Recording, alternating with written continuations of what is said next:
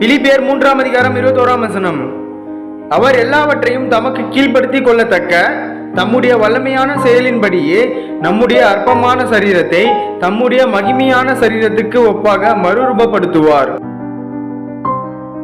Philippians chapter 3 verse 21. Who by the power that enables him to bring everything under his control will transform our lowly bodies so that they will be like his glorious body. Amen.